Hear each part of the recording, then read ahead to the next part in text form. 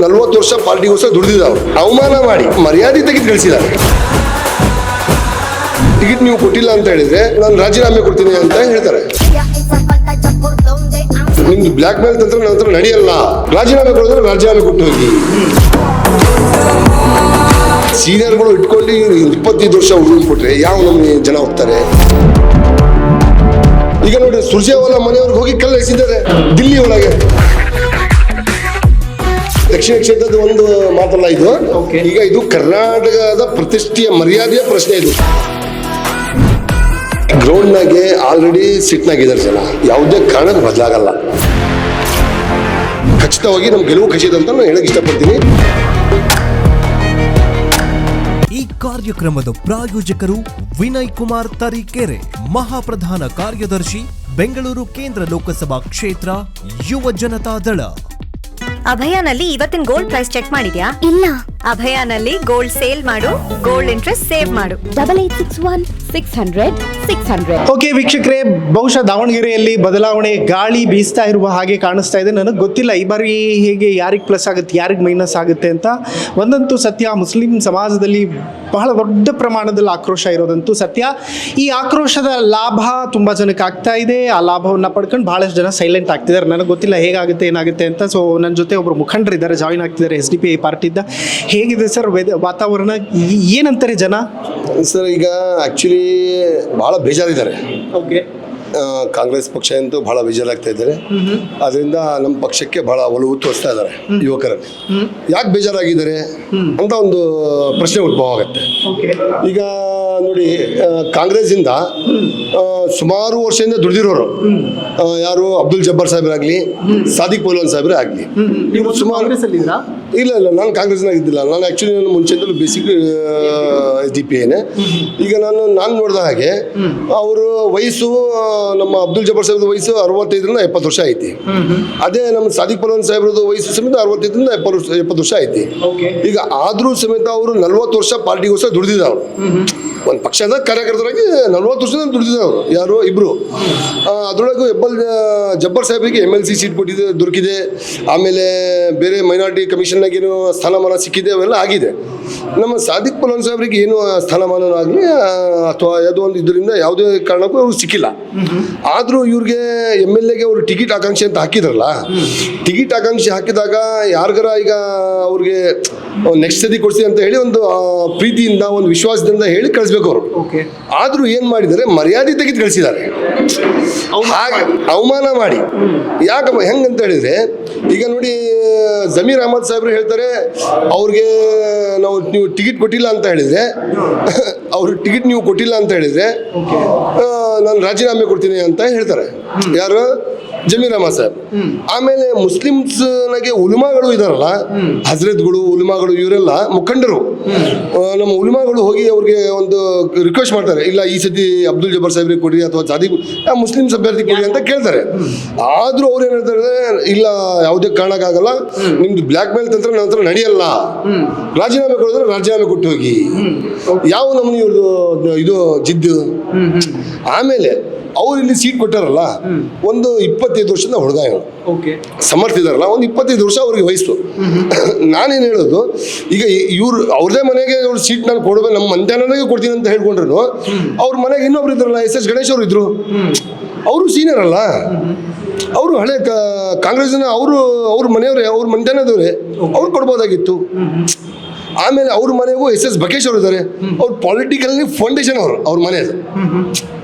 ಅವರು politically foundation SS ಬಕೇಶ್ ನಾನು ಕೇಳಿದ ಹಾಗೆ 1984 ಅಥವಾ 90 ಹತ್ರ ಅವರು ಚಿತ್ರದುರ್ಗ ಜಿಲ್ಲೆ ಇತ್ತಲ್ಲ, ಅವಾಗ ಜಿಲ್ಲಾ ಪಂಚಾಯತಿ ಅಧ್ಯಕ್ಷರಾಗಿದ್ರು ಅವರು.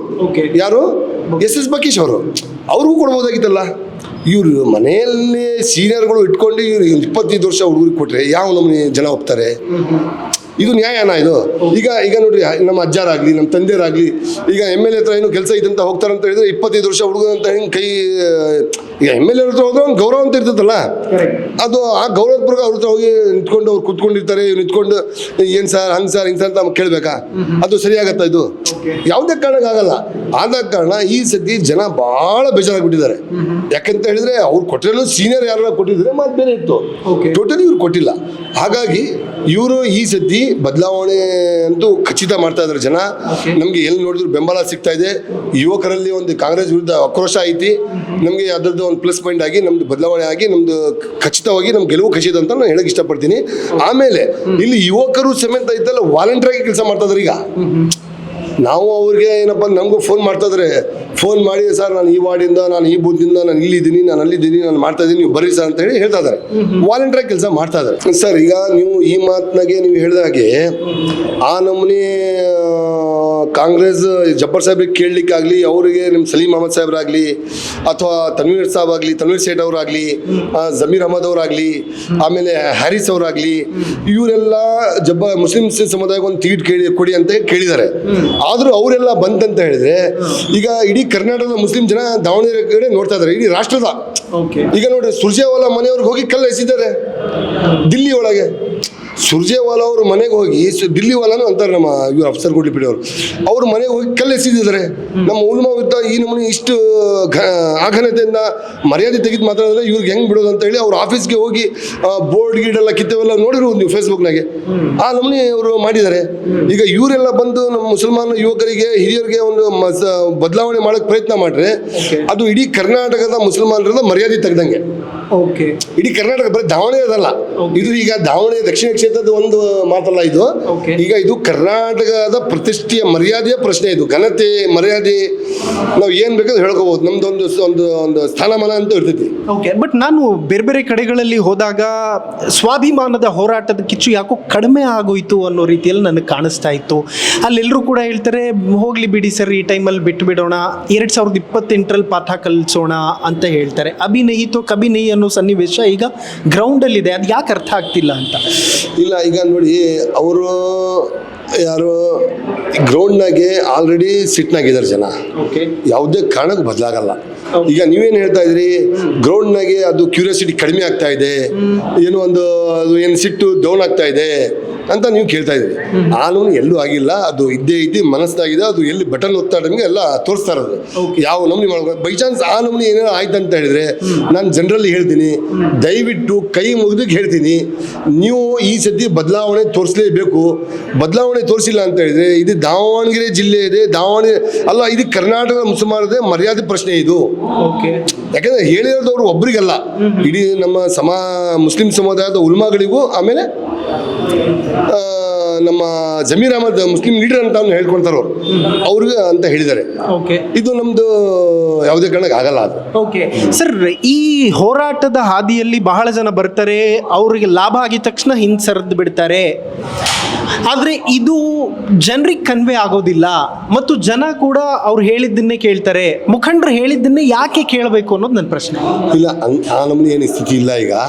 ಈಗ ದುಡ್ಡಿನ ಬಲ, ಅದು ಬಲ, ಇದು ಬಲ ಏನು ನಡೆಯಲ್ಲ. ಈಗ ಬೈ ಚಾನ್ಸ್ ಇವ್ರು ದುಡ್ಡು ಹಣ ಬಲದಿಂದ ನಾವು ಮಾಡ್ತೀವಿ ಅಂತ ಹೇಳ್ಕೊಂಡ್ರೇನು ಯಾವುದೇ ಕಾರಣಕ್ಕೆ ಆಗಲ್ಲ. ಅದು ಯಾವುದೇ ಕಾರಣಕ್ಕೂ ಆಗಲ್ಲ. ಇವ್ರು ದುಡ್ಡು ಕೊಟ್ರೇನು ಜನ ಐತಲ್ಲ, ಅದು ತೊಗೊಂಡು ಎಲ್ಲಿಗೆ ಬಟನ್ ಓದ್ಬೇಕು ಅಲ್ಲಿಗೆ ಬಟನ್ ಓದ್ತಾರಂತ ನಮಗೆ ನಂಬಿಕೆ ಐತಿ. ಒಂದು ವೇಳೆ ಸರ್ ಸಮರ್ಥ ಗೆದ್ದರೆ ಈ ಚುನಾವಣೆಯಲ್ಲಿ ಅದು ಹೇಗೆ ಪ್ರೊಜೆಕ್ಟ್ ಆಗುತ್ತೆ ಇಡೀ ರಾಜ್ಯದ ಮುಂದೆ? ಸಮರ್ಥ ಗೆದ್ದರೆ ಏನಾಗುತ್ತೆ ಅಂತ ಹೇಳಿದ್ರೆ ಒಂದು ಮಾತು ಹೇಳ್ತೀನಿ ನೋಡಿ. ಸಮರ್ಥ ಗೆದ್ದರೆ ಮುಸ್ಲಿಂ ಸಮಾಜದ ಅತಿ ಒಂದು ಶೇಮನ್ನ ಫೀಲ್ ಅಂತೂ ಬರ್ತದೆ. ಯಾಕಂದ್ರೆ ಅಷ್ಟು ಮರ್ಯಾದೆ ತೆಗೆದಿದ ಮೇಲೆ ಮತ್ತದು ಆದ್ರೂ ಅವರು ಹೆಂಗ್ ಇದು ಮಾಡ್ತಾರೆ. ಈಗ ಗೆಲ್ದ್ರೆ STB ಗೆಲ್ಬೇಕು. ಯಾಕಂದ್ರೆ ಆಲ್ರೆಡಿ ಒಲವು ಐತಿ. ಗೆಲ್ಲೋದು ಚಾನ್ಸಸ್ಸೇ ಇಲ್ಲ. ಗೆಲ್ಲೋದು ಚಾನ್ಸಸ್ಸೇ ಇಲ್ಲ. ಹೇಗೆ ಎಕ್ಸೆಪ್ಟ್ ಮಾಡ್ತಿದ್ದಾರೆ ಸರ್? ಇಲ್ಲ, ಇಲ್ಲಿ ಆಲ್ರೆಡಿ ಏನು ಎಕ್ಸೆಪ್ಟೆನ್ಸ್ ಚೆನ್ನಾಗಿದೆ ಸರ್. ಎಕ್ಸೆಪ್ಟೆನ್ಸ್ ನಾವು ಈಗ ಆಲ್ರೆಡಿ ಎಷ್ಟು 3ನೇ ವಾರ್ಡು, 4ನೇ ವಾರ್ಡು, 5ನೇ ವಾರ್ಡು, 6ನೇ ವಾರ್ಡು, 7ನೇ ವಾರ್ಡು, 11ನೇ ವಾರ್ಡು, 1ನೇ ವಾರ್ಡು ಎಲ್ಲ ಕಡೆ ಹೋಗ್ತಾ ಇದ್ದಾರೆ. ಎಲ್ಲ ಕಡೆ ಆಲ್ರೆಡಿ ಬೂತ್ ಲೆವೆಲ್ ಸೆಟಪ್ ನಡೀತಾ ಇದೆ. ನಮ್ದು ಎಲ್ಲ ಕೆಲಸ ನಡೀತಾ ಇದೆ. ಎಲ್ಲ ಕಡೆನೂ. ಬಟ್ ಏನಪ್ಪ ಅಂತ ಹೇಳಿದ್ರೆ ನಾವು ಅದು ಯಾವುದೂ ಫೋಟೋಗಳು ವೈರಲ್ ಆಗ್ತಾ ಇಲ್ಲ. ಮುಂಚೆ ಏನಾಗ್ತಾ ಇತ್ತು, ಅದು ಯಾವುದು ಫೋಟೋನ ಹಾಕ್ತಿದ್ವಲ್ಲ ವಾಟ್ಸಪ್ನಾಗ ಆಗಲಿ ಸೋಷಿಯಲ್ ಮೀಡಿಯಾದಾಗಲಿ, ಈಗ ಜಾಯ್ನಿಂಗ್ ಆಗಿದ್ದು ಅದು ಆಗಿದ್ದು ಅವೆಲ್ಲ ಮಾಡ್ತಿದ್ವಲ್ಲ, ಆ ಯುವಕರಿಗೆ ಹೋಗಿ ಹಂಗೆ ಯಾರ ಮುಖಂಡ ಹೋಗಿ ಅವ್ರ ಭುಜದ ಮೇಲೆ ಕೈ ಹಾಕಿ, ಇಲ್ಲಪ್ಪ ಈ ಸತಿ ಇರಲಿ, ಏನು ಹೇಳು, ಯಾಕೆ ಹಂಗೆ ಮಾಡ್ತೀಯಾ ಅಂತ ಅವೆಲ್ಲ ಆಗ್ತಾ ಇತ್ತು. ಅದು ಹೋದ ಸತಿ ನಮ್ಗೆ ಅನುಭವ ಆಗಿದೆ. ಆ ಅನುಭವದ ಪ್ರಕಾರ ನಾವು ಈ ಸತಿ ಯಾವುದೂ ಫೋಟೋಗಳು ಇಷ್ಟು ಜಾಯಿನ್ ಆಗ್ತಾ ಇರೋದು, ಏನೇನು ನಾವು ಏನೇನು ಕೆಲಸ ಮಾಡ್ತಾ ಇರೋದು, ಯಾವುದು ಫೋಟೋನ ಬಿಡ್ತಾ ಇಲ್ಲ ನಾವು. ಯಾವುದು ಫೋಟೋ ಹೊರಗೆ ತೆಗಿತಾನೂ ಇಲ್ಲ, ಆಮೇಲೆ ಫೋಟೋನು ತೆಗಿತಾ ಇಲ್ಲ. ಎಲ್ಲ ವರ್ಕ್ ಒಳಗಿನ ಒಳಗೆ ಏನು ನಡೆಯೋದು ಅದು ನಡೀತಾನೇ ಇದೆ. ನಮ್ಮ ಎಷ್ಟು ಒಟ್ಟು SDPI ಬರಬಹುದು ಸರ್ ಈ ಬಾರಿ ಚುನಾವಣೆ? ಸರ್ ಈಗ ನಾನು ಹೇಳ್ತಾ ಇದ್ದು ಓಟ್ ಬರೋದಲ್ಲ, ನಾನು ಗೆಲ್ಲೋದೇ ಹೇಳ್ತಾ ಇರೋದು. ನಾನು ಇನ್ಶಾಲ್ಲ ನಾವು ಗೆಲ್ತೀವಿ ಅಂತ ಒಂದು ನಂಬಿಕೆ ಐತಿ ನಮ್ಮ ಮೇಲೆ. ಪರಮಾತ್ಮನ ಹತ್ರ ನನಗೆ ನಮ್ಮ ನಂಬಿಕೆ ಐತಿ, ಈ ಸತಿ ನಮ್ಗೆ ಗೆಲುವು ಆಗುತ್ತಂತ ಹೇಳಿ. ಓಕೆ. ಇನ್ಫ್ಯಾಕ್ಟ್ ನನಗೆ ಬೆಳಿಗ್ಗೆ ಒಬ್ಬರು ಅಲ್ಲಿ ಯಾವುದು ಭಟ್ಟಿ ಲೇಔಟ್ ಅಂತ ಅಲ್ಲಿ ಹೋಗಿದ್ದೆ ಸರ್, ಅಲ್ಲಿ ಕಾರ್ಪೊರೇಟರ್ ಕ್ಯಾಂಡಿಡೇಟ್ ಅಂದರೆ ಕಾಂಗ್ರೆಸ್ನ ಕಾರ್ಪೊರೇಟರ್ ಅವರು ಹೇಳ್ತಾ ಇದ್ರು, ನಮ್ಮ ಜನನ ಒಲಿಸ್ಬಿಡ್ತೀವಿ, ಆರಾಮಾಗಿ ಆಗುತ್ತೆ, ಎಲ್ಲವೂ ಚೇಂಜ್ ಆಗುತ್ತೆ ಅನ್ನುವಂಥದ್ದು. ಅಂದರೆ ಲೋಕಲ್ ಲೀಡರ್ಸ್ಗಳು ಇಂಪ್ಯಾಕ್ಟ್ ಮಾಡ್ತಾರಾ ಅಂತ? ಸರ್ ಈಗ ನೋಡಿ, ಲೋಕಲ್ ಕಾರ್ಪೊರೇಟರ್ಸ್ ಬಗ್ಗೆ ಒಂದು ಸ್ವಲ್ಪ ಸಿಟ್ಟಿತ್ತು ಜನರ ಮೇಲೆ, ಸಿಟ್ಟಿದೆ ಈಗಲೂ. ಅವರು ಸಮೇತ ಅವ್ರಿಗೆ ಸೀಟ್ ಕೇಳಿದ್ರು ಅಂತ ಹೇಳಿ ಅವ್ರವ್ರದ್ದು ಏನೇನೋ ಪ್ರಾಬ್ಲಮ್ಸ್ ಇರ್ತಾವೆ, ಏನಿದಾವೆ. ಆಮೇಲೆ ಈ ಹಿಂದೆ ಒಂದು ಆಲ್ಟರ್ನೇಟ್ ಪಾರ್ಟಿ ಯಾವುದೂ ಇದ್ದಿಲ್ಲ, ಆಮೇಲೆ ಆಲ್ಟರ್ನೇಟ್ ಪಾರ್ಟಿಗೆ ಅಂತ ಕ್ಯಾಂಡಿಡೇಟ್ ಯಾರೂ ಇದ್ದಿಲ್ಲ. ಈಗ ಪಾರ್ಟಿ ಇದ್ರೂ ಕ್ಯಾಂಡಿಡೇಟ್ ಇರಬೇಕಲ್ಲ, ಆ ನಮಗೆ ಕ್ಯಾಂಡಿಡೇಟ್ ಇದ್ದಿಲ್ಲ. ಆದ ಕಾರಣ ಈಗ ನಾನು ನೋಡಿ, ನಾನು ಹೋದ ಸತಿ ನಾನು MLA ಕ್ಯಾಂಡಿಡೇಟ್, ನಾನು SDPI ಇದು. ಹೋದ ಸತಿ 2013ರಾಗಿ ನಾನು MLA ಕ್ಯಾಂಡಿಡೇಟ್, 2023ರಾಗಿ MLA ಕ್ಯಾಂಡಿಡೇಟ್. ಈ ಸತಿ ನಾನು ಇದೆಲ್ಲ ಸೀಟ್ ನಾನು ಬಿಟ್ಟು ಇವ್ರಿಗೆ ಕೊಟ್ಟಿರೋದು. ಈಗಲೂ ನನಗೆ ಬಂದಿದ್ದು ಸೀಟು. ಆದರೂ ನಾನು ಏನು ಮಾಡಿದೆ, ನನ್ನ ಸೀಟ್ ಬಿಟ್ಟು SDPI ನಮ್ಮ ಪಕ್ಷದ ರಾಜ್ಯ ಪ್ರಧಾನ ಕಾರ್ಯದರ್ಶಿ ಅಫ್ಸರ್ ಕೊಡ್ಲಿಪೇಟೆಯವ್ರು ಕೊಟ್ಟಿದ್ದೀವಿ. ಯಾಕೆ ಕೊಟ್ಟಿದ್ದೀವಿ, ಅವರು ಆ ನಮ್ಮನೆ ಅದಕ್ಕೆ ಟ್ಯಾಕಲ್ ಮಾಡ್ತಾರೆ ಅಂತ ನಮಗೆ ನಂಬಿಕೆ ಐತಿ. ಓಕೆ. ಬಟ್ ಕಳೆದ ಬಾರಿಯ ವೋಟ್ಸ್ ನೋಡೋದಾದರೆ ಸರ್, SDPI ಇದು ಅಂತ ಏನು ಹೇಳ್ಕೊಳ್ಳುವಂಥ ಪರ್ಫಾರ್ಮೆನ್ಸ್ ಇರಲಿಲ್ಲ. ಬಟ್ ಈ ಬಾರಿ ಬೇರೆ ಬೇರೆ ಫ್ಯಾಕ್ಟರ್ಗಳಿರೋದ್ರಿಂದ ಅದು ಇಂಪ್ಯಾಕ್ಟ್ ಆಗುತ್ತೆ ಅನ್ನುವಂಥ ನಿರೀಕ್ಷೆ ನಾನು. ಸರ್ ಹೋದ ಸತಿ ಏನಾಗಿತ್ತು ಅಂತ ಹೇಳಿದ್ರೆ, ಇಡೀ ರಾಜ್ಯದ ಒಂದು ಗಮನ BJP ವಿರುದ್ಧವಾಗಿ ಒಂದು ವಾತಾವರಣ ಸೃಷ್ಟಿ ಮಾಡಿದರು ಇವರು. ಯಾಕಪ್ಪ ಅಂತ ಹೇಳಿದ್ರೆ, ಇವರು ಒಂದು ಇಲ್ಲ BJP ಬಂದ್ಬಿಡುತ್ತೆ,